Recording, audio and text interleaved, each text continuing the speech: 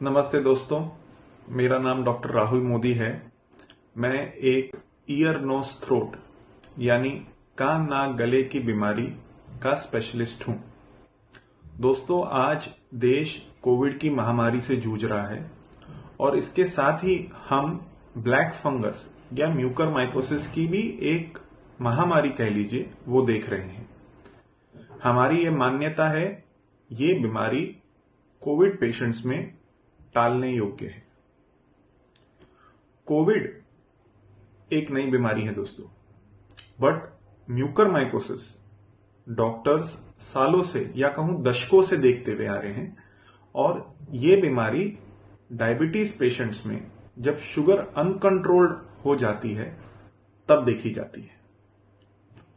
Covid के इलाज में जो सबसे महत्वपूर्ण दवाई है स्टेरॉइड्स, वो कोविड के लिए अस्पताल में भर्ती हर उस मरीज को मिली है जिसे ऑक्सीजन की जरूरत पड़ी है। ये स्टेरॉइड्स डिस्चार्ज के वक्त भी कुछ पेशेंट्स को दी जाती है। म्यूकरमाइकोसिस या ब्लैक फंगस के मरीज हमारे पास डिस्चार्ज के दूसरे या तीसरे हफ्ते में आ रहे हैं और जो कॉमन कड़ी हमें म्यूकरमाइकोसिस में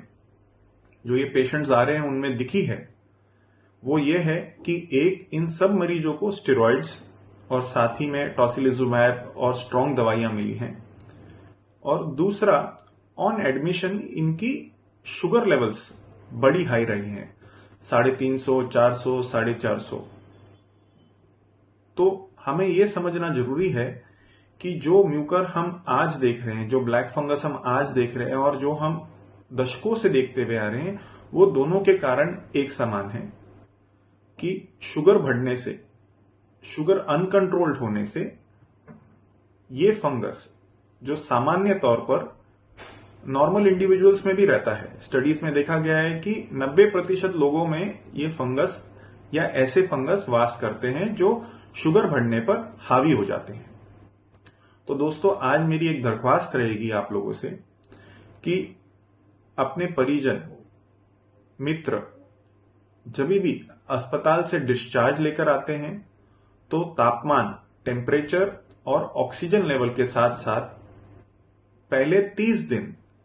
हमने रेगुलर शुगर मॉनिटरिंग करनी है। शुगर का लेवल 200 के ऊपर अगर कंसिस्टेंटली जा रहा है तो हमें तुरंत अपने फैमिली डॉक्टर या डायबिटीज स्पेशलिस्ट से संपर्क बनाना है। यह रिक्वेस्ट मेरी उन मरीजों से भी है जो कभी डायबिटिक नहीं थे या जिन्होंने पहले कभी डायबिटीज की दवा न ली है। स्टेरॉइड दवा में इतनी क्षमता होती है कि नॉन डायबिटिक पेशेंट में भी ये शुगर की लेवल बढ़ा सकता है और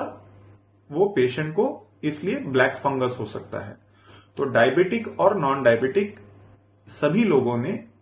छुट्टी के समय घर जाने वक्त 30 दिनों तक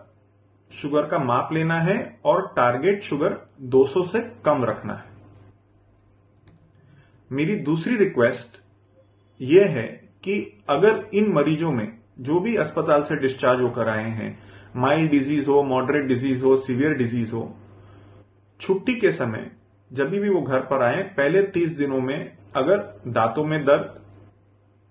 चेहरे में दर्द, सूजन, नाक का बंद होना, नाक से बहुत ज्यादा सर्दी, आंखों में सूजन या दर्द महसूस करते हैं तो रुकना नहीं है, वेट नहीं करना है, इमीडिएटली आपके लोकल के ENT, कान नाक गला आंखों के या आपके चित परिचित फैमिली डॉक्टर से मिलकर उसका इलाज कराना है, उसका डायग्नोसिस लेना है। तो दोस्तों, दो बातों का ध्यान रखें। पहली, छुट्टी के 30 दिन के अंदर 30 दिन तक आपने शुगर मॉनिटरिंग करनी है, और दूसरा, सिम्टम्स आते से ही, अगर सिम्टम्स आते हैं, this is a preventable disease दोस्तों,